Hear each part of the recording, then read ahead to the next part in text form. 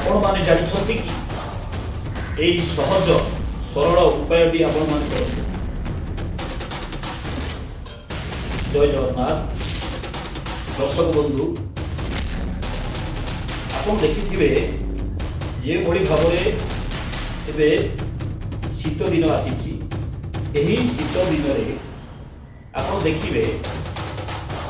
देखिबे जेतेबेले एही शीत दिनटी आसे कौन हुए ना पिला मान छोट पिला मान कथा कहतु बा बड़ मान कथा कहतु जेहेतु से माने धई पेला बोली कहती धई पेला आरंभ हो जाए। मु आपको सहज सरल उपाय बतईदेवी। आपण प्रति मासे पर्यंत रेगुलार करने को पड़ो। सप्ताह 7 दिन आप देखिए शनिवार दिन कौन करेंगे ना जितेबले पिला हो बा बड़ हूँ जेकोसी श्वास रोगी आक्रांत वाला हूँ से कौन करेंगे ना आप देखिए सेज परा सेज परा सरला आम कौन करुचे ना तकिया मुंड तले देखिए शोचे। आपड़ कौन करेंगे से तकिया मुंड तले जो देखिए शोचती आप कौन करेंगे गोटे 10 टंकिया गोटे कॉइन 10 टंकिया कॉइन नहीं आसवे से तकिया तले से 10 टंकिया कॉइन टी रखीदे।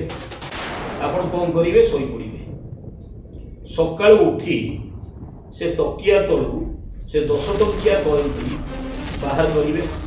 बाहर करके हाथ में धरी आपंकर जेकोसी खाऊना कहीं आप से 10 टंकिया कॉइन को लक्ष्य करेंगे। लक्ष्य करके कौन करेंगे जो माने जो भिकारी माने बुझुंट दिन दरिद्र दुखी रोगी लोक मानू से 10 टंकिया टेकू दान करें। भाव जदि आपण 4टा सप्ताह ये करती आप 4टा सप्ताह टंका जीव ना 10 10 20 10 30 10 40 टंका जीव मात्र 40 टंका जीव कि आप मन दुख करेंगे ना। आप देखिए से 10 टंकिया कॉइन की दान कर दिंतु। देखिए आप मासक भितर आपण शरीर संपूर्ण परिवर्तन करतु। देखिए कौन आपण रोगजनित शरीर दिए रहा धीरे धीरे भल हो उपायटी आप करूँ ना आप अधिका पैसा खर्च करने को आपको पड़ुची ना आपको क्षोचाइबार पड़ुची। आपण निज घरे निजे ही कर।